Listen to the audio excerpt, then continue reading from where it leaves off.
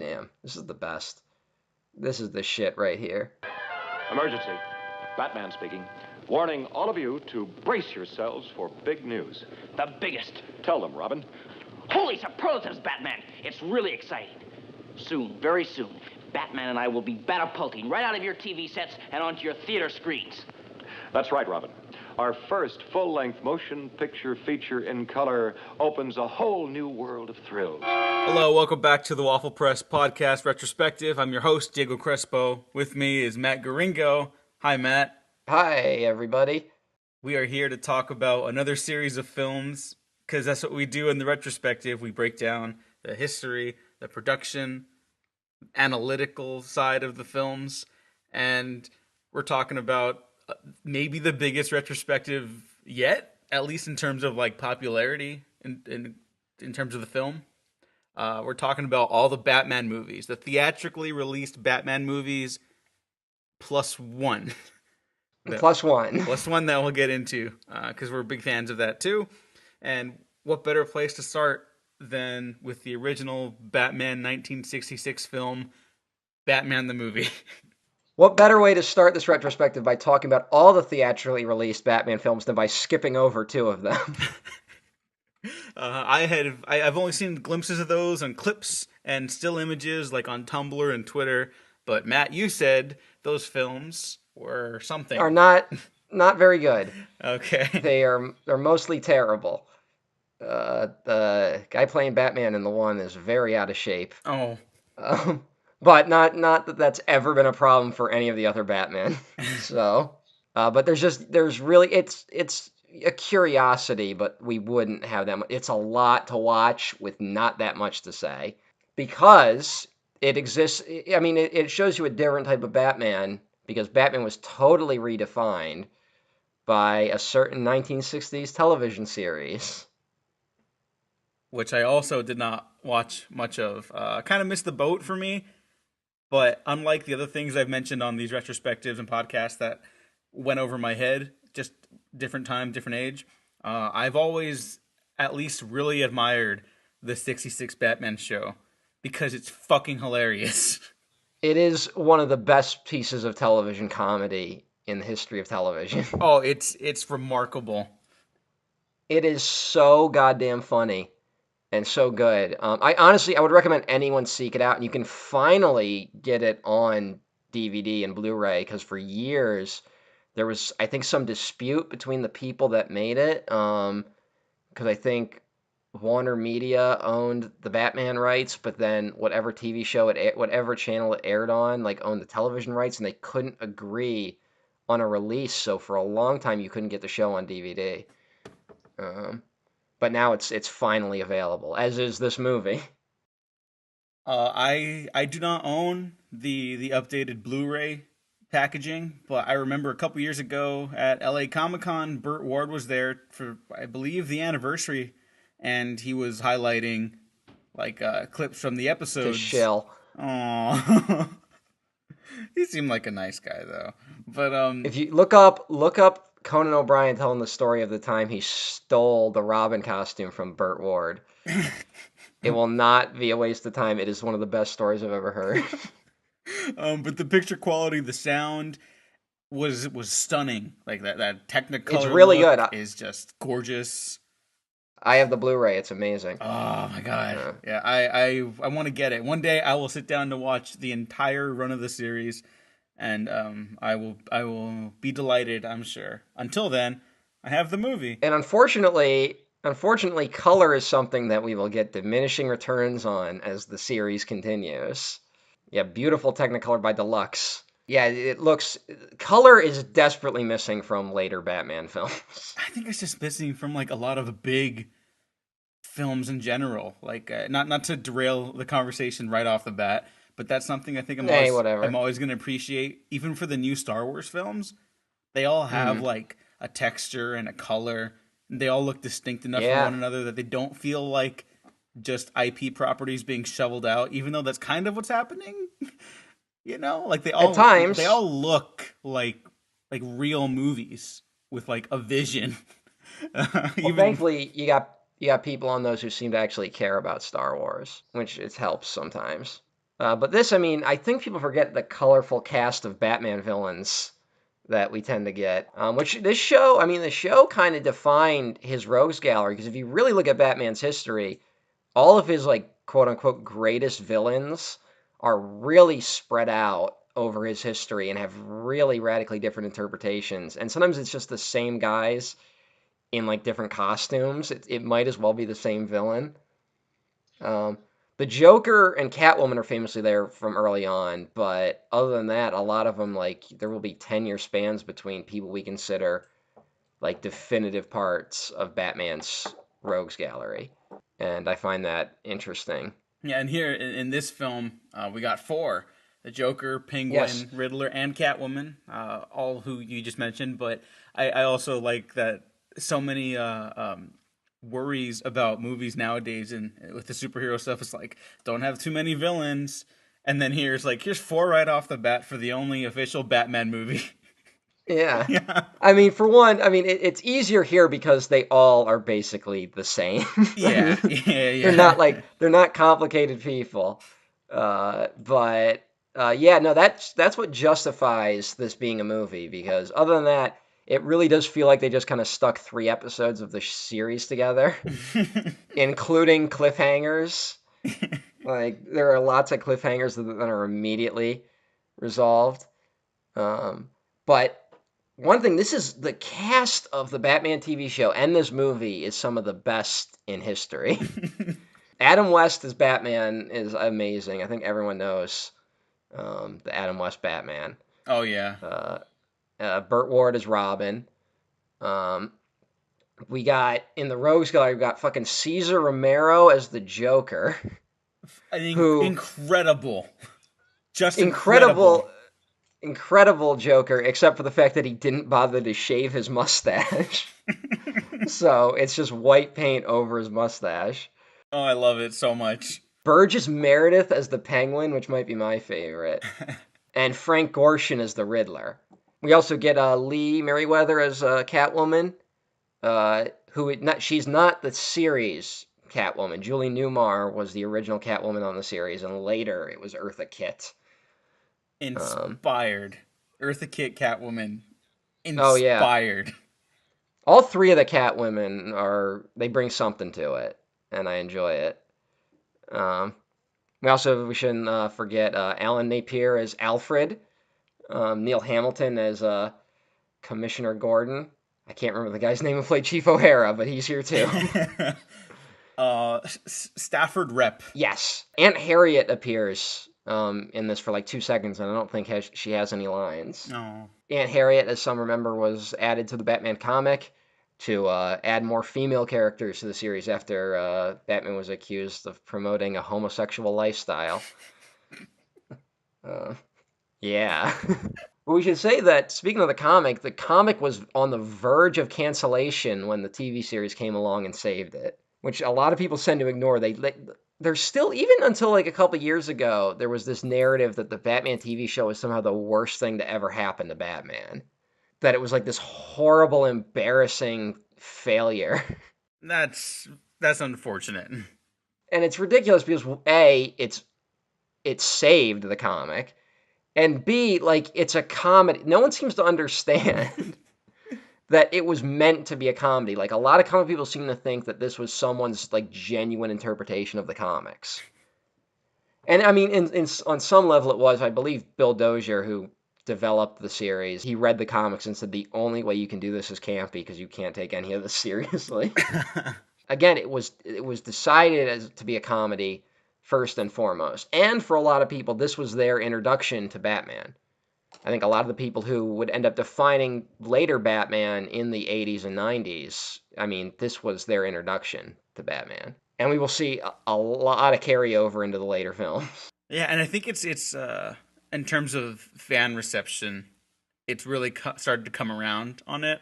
I think we're starting to see a lot of, because of the internet nowadays, we're seeing a lot more of reanalysis of certain movies that maybe don't entirely work their first go around, but this does work because it is a comedy.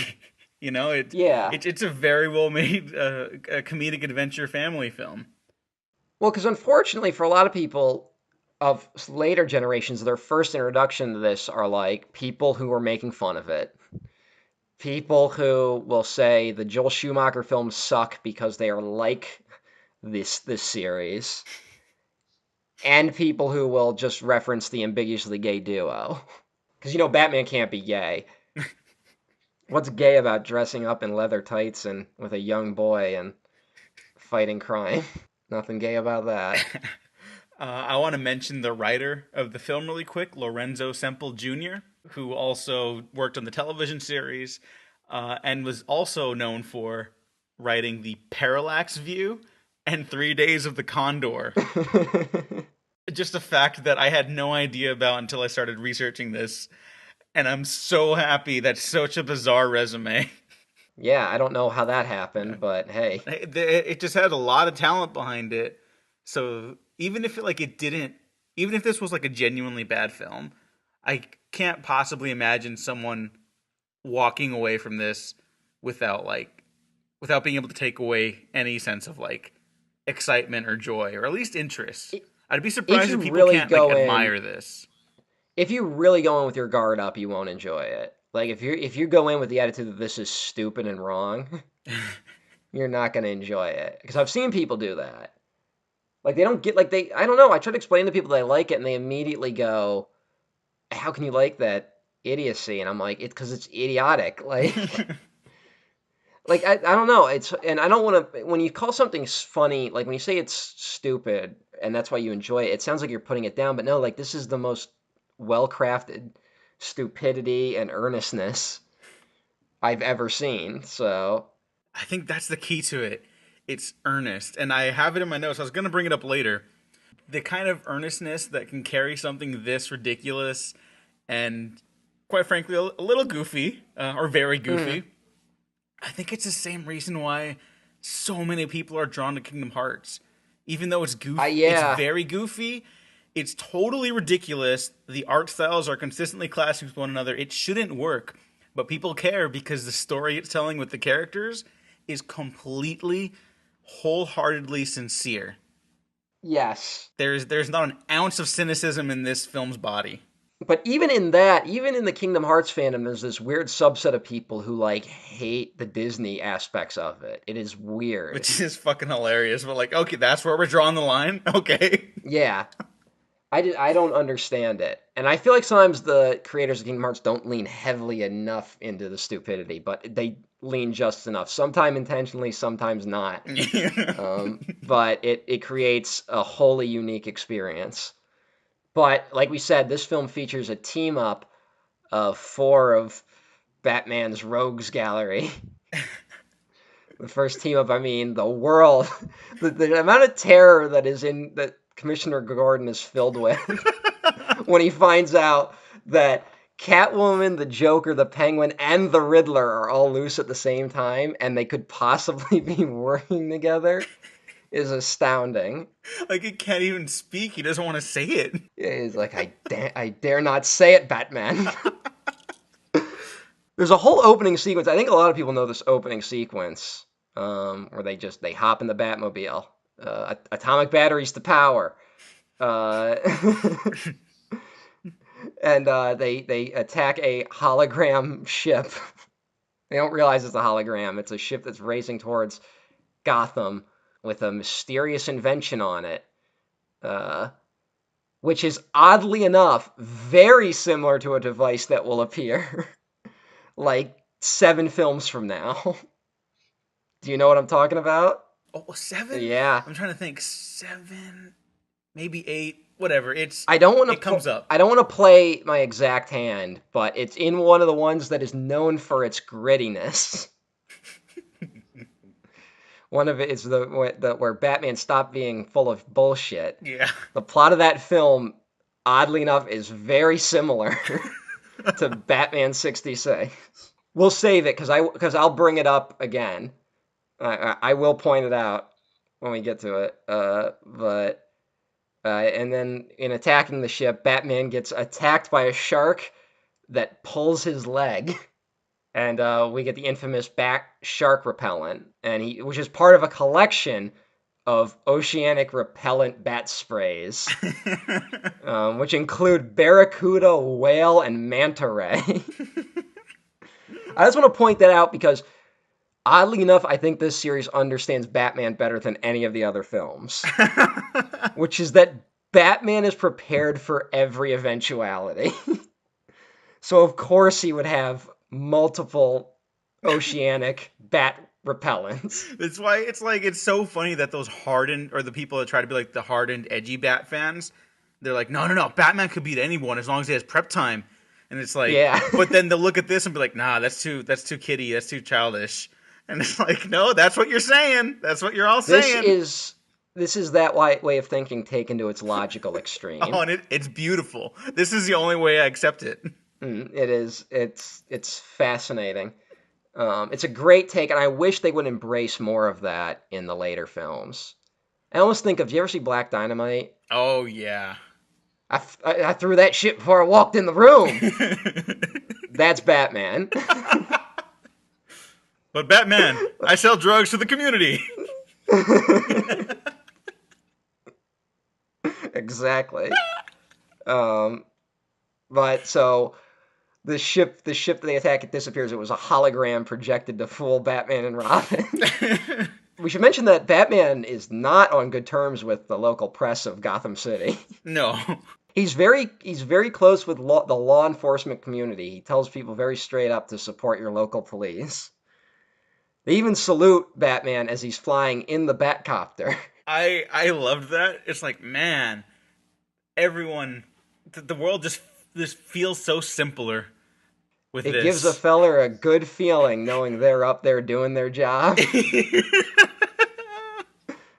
They have a whole airport team that houses the Batcopter.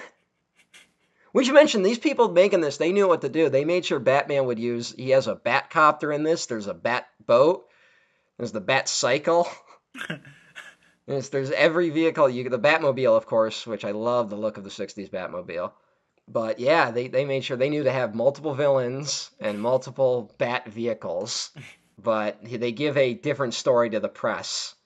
A very weak cover-up for what exactly happened with the yacht, and that the shark exploded on its own. That there was no foul play involved in that exploding shark. We get another moment that will oddly enough also be repeated, where Comrade Kitka appears, who is from the Moscow Bugle, at least that's her cover. Also, this movie, it has some very funny USA-USSR tensions as like a backdrop of this film. And she wants Batman to take off his mask. And they're like, oh, like everyone in the room is shocked. Like, that would totally undercut Batman's ability to fight crime. Like, she doesn't know that. Under this garb, we are perfectly normal Americans. Comrade Kitka, Miss Kitka, of course, is secretly Catwoman. If the name didn't give it away. Batman can't even put that riddle together. Which is like, it's funny because right off the bat, after the exploding shark bit, and Commissioner Gordon and Robin and Batman are piecing it together. O'Hara. And Chief O'Hara are all piecing it together that, like, well, the shark pulled your leg. Oh, but like they tie it to the Penguin, the Riddler, Yeah, the Penguin, Catwoman, the all Riddler, together, joke. and they're like Something one, fishy about this. And like on the one hand, it's great that a superhero movie doesn't like wait to reveal this sort of like twist to the characters, because the audience going in is gonna know that it's built with multiple villains or whatever, right? Like, you know what you're getting into going in. And so the rest of the movie is about the characters like having to adapt to these situations and like have to go through an arc, you know, like a movie. And like it becomes a problem nowadays. Yes. One thing should point out is when they look at the known super criminals still at large TV, the images of all the criminals, they're all in the exact same room, and it's from the trailer. Like, it's not mugshots, it's just them. Their forces combined, their minimum objective must be the entire world. And then we immediately cut to Ye Old Bar Tavern, or whatever the fuck it was called, which is full of criminals and pirates. We have a bunch of pirate henchmen in this film. I love it. I which love it. which is something they just a lot of yo-hos happening. We get a look at the United Underworld, which his actual slogan is "Today Gotham, tomorrow the world."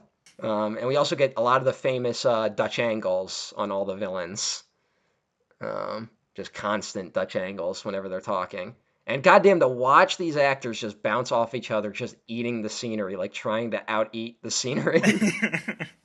It is some of the best movie watching you'll ever do. It's the kind of entertainment that if you're really watching it, you can see like what makes it great, like in terms of the actors' performances and everything, and even like down to the character stuff, because it's actually really well put together. But you could also Oh have it just yeah, kind of casually on in the background and being like, like it's the perfect movie to watch at any time. it is. It's very well put together in that there's constant building and releasing of tension, and we have a story that's always driving, and an actual mystery plot. Like we actually don't know what the villain's plan is until like late into the film. Yeah, We and just know they're it up to something works. nefarious. It's Yeah. paced like The properly. the only problem I would say is that it really does feel like 3 episodes of the TV series, and sometimes there's like pointless cliffhangers that are immediately resolved. That's my only thing. Yeah, yeah. Uh, Even now, like for movies that or television shows that do a movie, that's like a common thing, unfortunately. 'Cause there's a cliffhanger, a very funny cliffhanger, um, where they go to a buoy that must have projected the hologram ship, and they get stuck to it, and the Penguin starts firing torpedoes at them, and they manage to defuse 2 of them before they hit, but the third one's gonna hit, and we think it did, and we hear the explosion. It's like, oh, only Batman and Robin could have died, but nope, they lived. And how did they live? A porpoise sacrificed his life to save them. The nobility of the almost human porpoise. That God damn, I love this movie. that's the best Batman moment in movie history. Oh god, this movie is full of them. Oh, we should mention I think my favorite moment might be when Batman calls the fucking Pentagon and the Navy Department. He's like, "Have you sold any recent surplus submarines, pre-atomic?" And the guy's like, "Yeah, we sold it to a PN Gwyn." And Batman like gives like even then, like even in this comedy, Batman's like, "What the fuck?"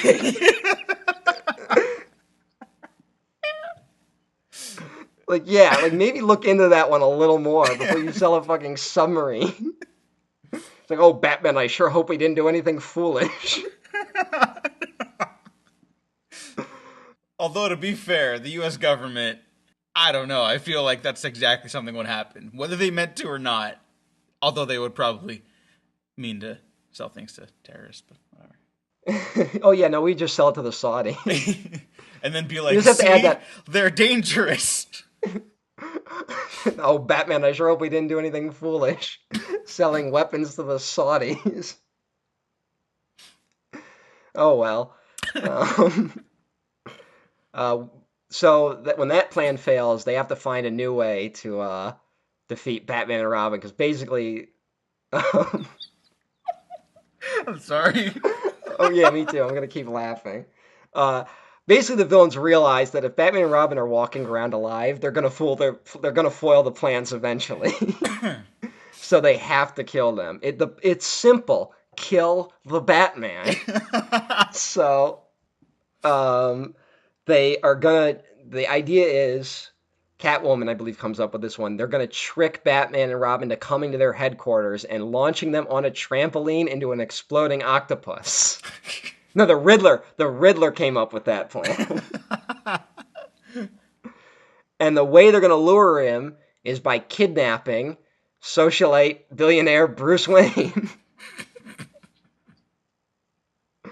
um, which is actually a thing that happens in these films a lot, where it's like they attack one of Bruce Wayne's functions, so it somehow becomes a conflict for will Batman reveal himself or can he reveal himself?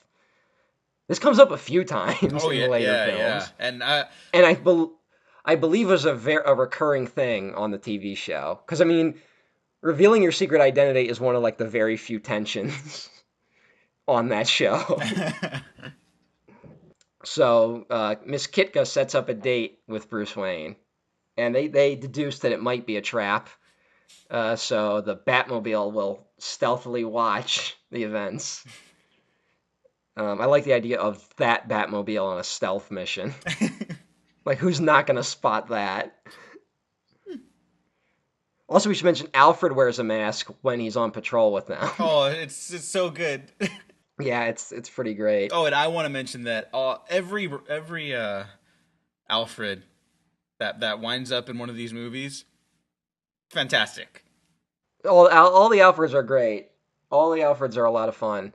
Um, Even when they're completely fucking up Batman and being completely not subtle with like, oh, sir, I have to talk to you in the other room. That happens a lot. The other car. That's a recurring thing. Um, One thing that's recurring that I was shocked to see established in this film is that the recurring theme of women can't be trusted. Because Catwoman's sexuality lowers Bruce Wayne's guard. No, it's a very recurring thing that women will make you weak. That being in a romantic or sexual relationship will weaken you. I don't know if because I saw you tweet out about like Bruce Wayne's relationship to women. I don't know if you were saving that for a later episode or if you wanted to touch on that now. I will. It'll come up a lot, so I think we have enough for today. Okay. It doesn't get deeper until maybe Batman Returns, and then it gets really explicit in all the Nolan films. But I would say in every film, Batman has a weird relationship with women. Yeah. And I will also talk about how Batman is like the ultimate male fantasy. We should mention that there's a Benedict Arnold monument in Gotham City. Oh, what the fuck?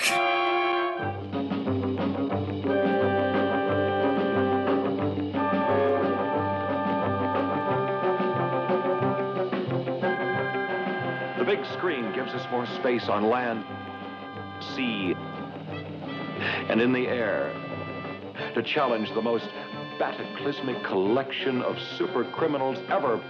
Their minimum objective must be the entire world. Well, when the criminals come to kidnap Bruce Wayne and Miss Kitka, we should mention they take flying umbrellas. And Bruce Wayne is able to hold his own for a minute, but because he had lowered his guard because of the sexual advances of Catwoman, they're able to defeat him.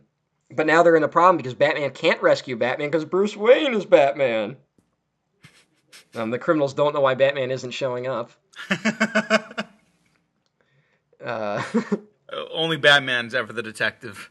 But he still manages to send out a radio signal with his pocket radio transmitter, which he says capitalists like myself carry large sums of money often have such contrivances. Also, another thing I did not expect in this film is that Batman violates his no-kill rule.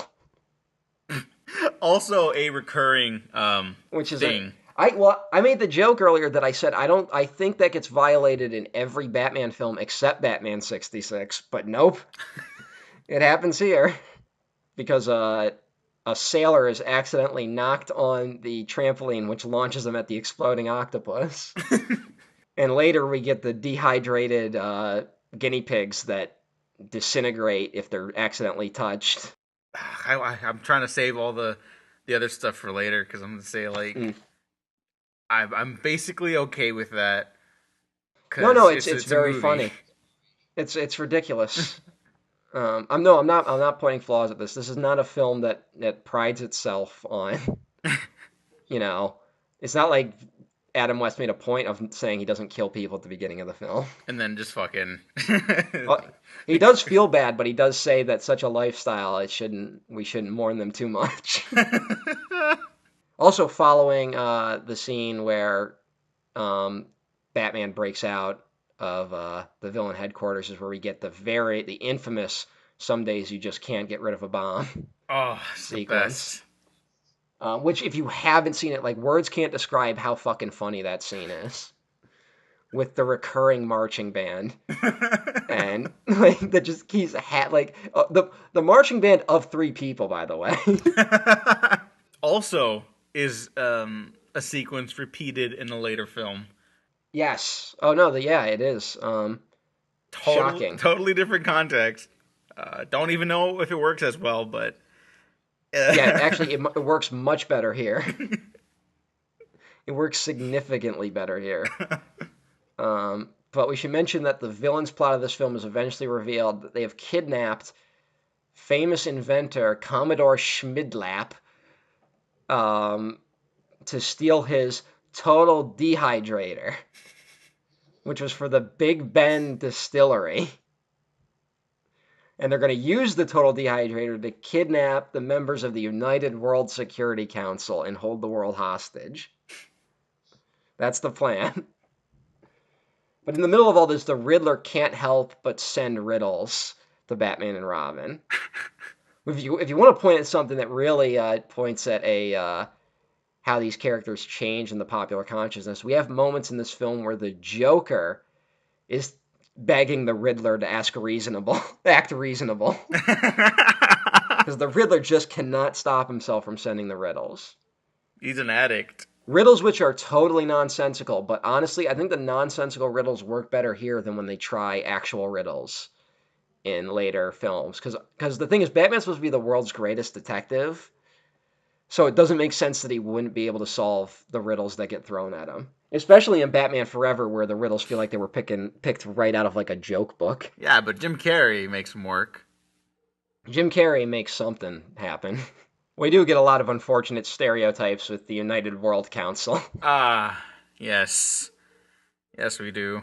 God damn, is this a weird movie? It's utterly bizarre and totally heartwarming in a weird way, and I was surprised by how touching it was at times. Like, in a really weird way. I thought it was really touching. More towards the end of the film. Its earnestness is something. We should mention, I actually really like the fighting in this. Like, it's clearly staged, and also, like, the stunt doubles do not look at all like the actors they're supposed to be. Well, it's kind of like the original series, Star Trek fighting. Yeah, Adam West looks a lot... Adam West does a lot of his own stuff, but it's usually the villains that get the stunt doubles. That's not the only thing he did. Hey-o. Hey. I don't want to mention this because it's like my favorite article ever. We tragically lost Adam West about 2 years ago. Yes. And there's this great Maxim article where someone was quoted as saying that Adam West and Burt Ward, like there was basically so much boning happening on and off and around the set that they were described as sexual vampires. Hey now. And I just think that's incredible. Adam West really loved being Batman. He loved other stuff too. To the point where I think when they offered him a cameo in Batman '89, he said, "No, I want to be Batman." And that, of course, did not happen. Aww. Although someone should have fucking given him a cameo at some point. There was such a shame around this series for so long that I really hate that was a thing. That like Adam West was like mocked for years. It didn't seem to bother him at all, but it bothers me. Well, it's especially in the early 2000s and like up until recently still, even now less so, but again, like I brought up how things are being like recontextualized and reanalyzed in better views, because I mean the whole post 9/11 thing, everyone needed to take everything seriously. Yes. And it sort of drained like the excitement out of everything for a while, and I think we're barely kind of reacclimating to it. I mean, like Aquaman made more money than every Dark Knight movie. I think people are really starting to come around on wanting these types of movies and these stories to be colorful, literally, and also like metaphysically, metaphorically, just like in the stories they're telling and how they tell them. I think there's a real desire to see this stuff pop up in this capacity again. Also, China loves them, and I don't know why. And here are the dastardly villains. The Catwoman. You're going to see the perfect crime when I get Batman in my claws. The Joker. Have you heard this one? It'll kill you, Batman. The Penguin. There are two eggs this wily bird is going to scramble. Batman and Robin. The Riddler. Question.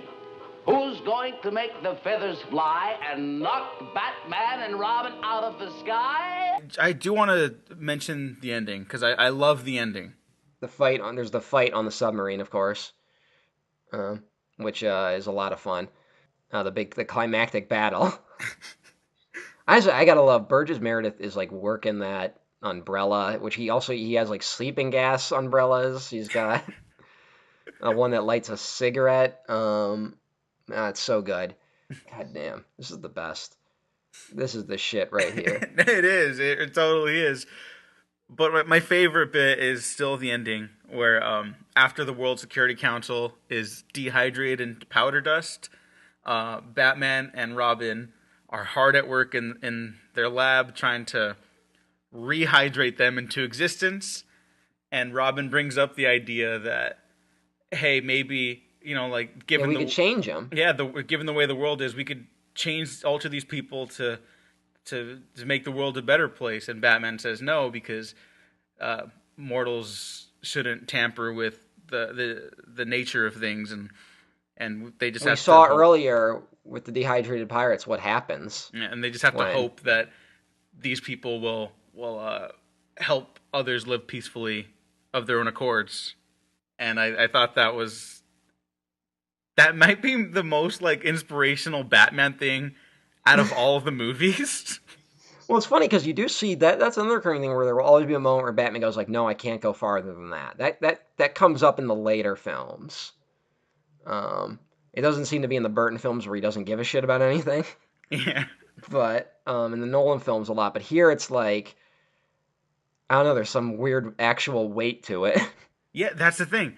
Genuine like catharsis almost for the characters and like the world they're trying to save, but it's not that they're for the status quo, it's that they need to preserve some semblance of like normality, which I think is very interesting.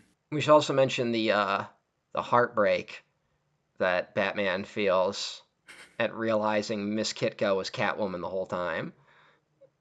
I was howling. There's just a close up on his face and like opera music. What the fuck? Like, it's brilliant.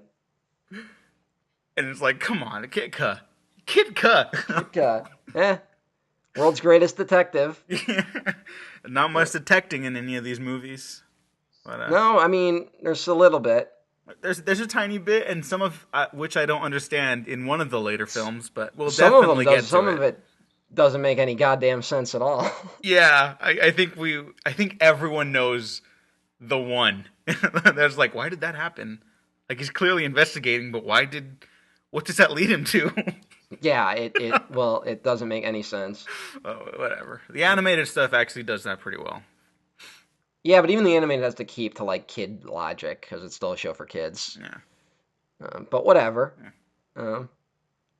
Still good. Yeah. Oh, okay. So once the Security Council is rehydrated, it turns out they've all kind of body swapped with one another. But it doesn't change much. It doesn't change much, and Batman and Robin just have to hope for the best and that it doesn't make the world worse off than it was.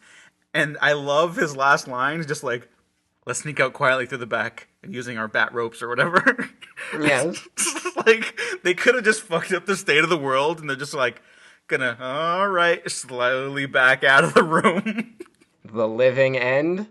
Question mark. It's 5 stars. There's only one scene where Batman and Robin are at night.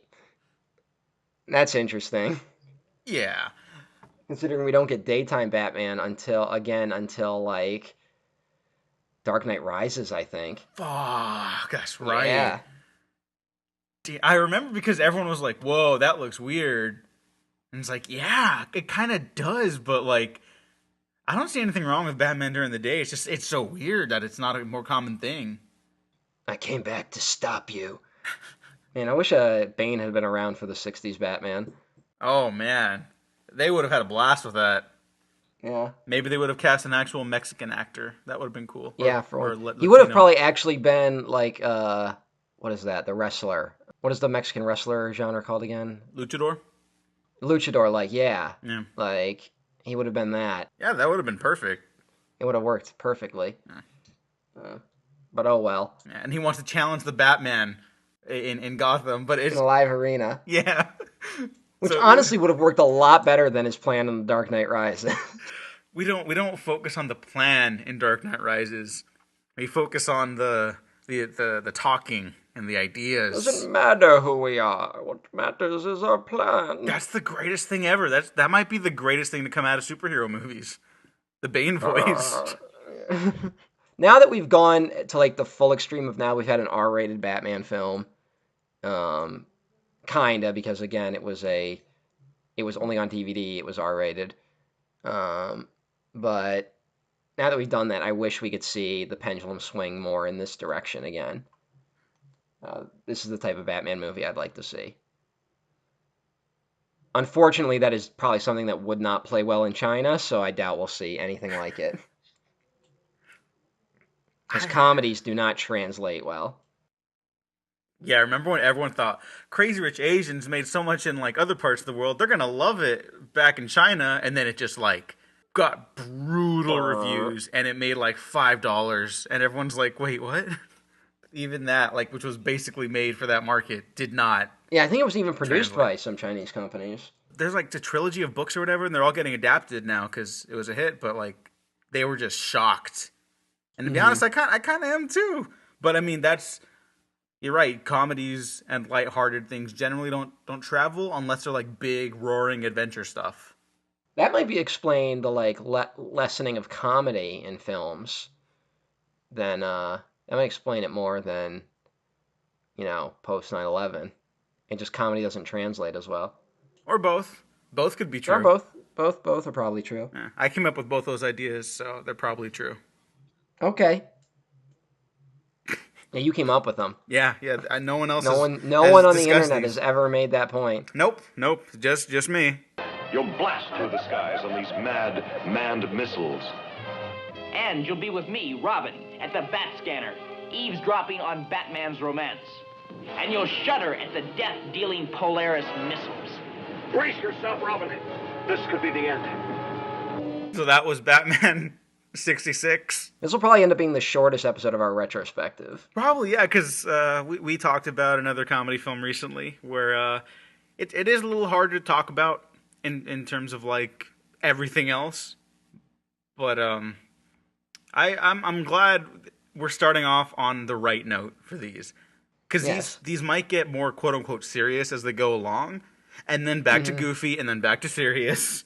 And then unintentionally goofy. I will have a lot of fun interjecting goofy shit into pretty much every episode, though. Because there's some unintentional humor in pretty much every Batman film. Oh, yeah, that's why they're awesome. Yeah, but we're going to jump about like 33 years, I guess, between this and Batman 89. Yeah. Another film that honestly kind of went through a bit of a fan backlash for a little while. You see that backlash kind of still going on. Mm-hmm. I still see that. But I think it helps that we've had maybe the worst Joker ever on screen. Think of people that reevaluate Jack Nicholson's Joker, as well as the film as a whole. Mm-hmm. But in the era of the Nolan films, people just shit on the Burton ones constantly. Yeah, I was guilty of it. I'm not going to say they're perfect, but there's a lot in them there's a lot of value in them that we will get into. And I'm looking forward to it. Just to compare, I have 2 pages of notes for Batman the movie, which we just discussed. Batman 89, I have 2 pages of notes for the first 15 minutes of the movie. Jesus. Yeah, I'm getting detailed on this one. No, I'm glad. The Burton era and the Schumacher era.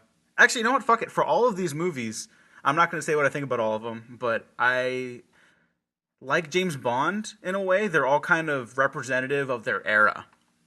And at least the filmmakers too, for better and worse, they all feel like they have an identity, I like that a lot. there's at least every film, even the worst ones, have something positive in them. And I'm saying that about literally all of them. Wow, I'm actually surprised to hear you say that. Yeah. It's not Arnold Schwarzenegger's Mr. Freeze, though. That was a big mistake. No, I love that. All right, Matt, where could the people find you? I'm at Emperor OTN at twitter.com and YouTube. And you can find me on twitter.com as well at DEWGO Waffles. Check out the rest of the Waffle Press. Like and subscribe. If you didn't like that, like and subscribe anyways, because you might find something you do like. So thanks for listening. Thanks for watching. Hang on, my doorbell just rang. Mine too, actually. That's weird. All right, hang on. Let me go get that. Oh, there's a box. I got a package. It says it's from a wine distillery. From a Mr. P.N. Gwynn. That's weird. Did you get the same thing? I did. That's odd. Yeah. Odd timing. Yeah, really weird. Okay, hang on. I'm gonna open it up. Let's open it up. Oh dear God! It's a bomb. We have precious little time, Diego. We have to defuse the bomb. Oh my god! In the middle of the retrospective, we just started it. Yes, we have to. We must. Oh my 10 God. seconds. Quick, before it's too late. Will the dynamic duo escape the Penguin's dastardly plot? Will the Batman retrospective continue? Will Diego actually release the episode on time? Tune in next week. Same bat time, same bat channel. Holy memoranda, folks. Make a note not to miss it. Good thinking, Robin.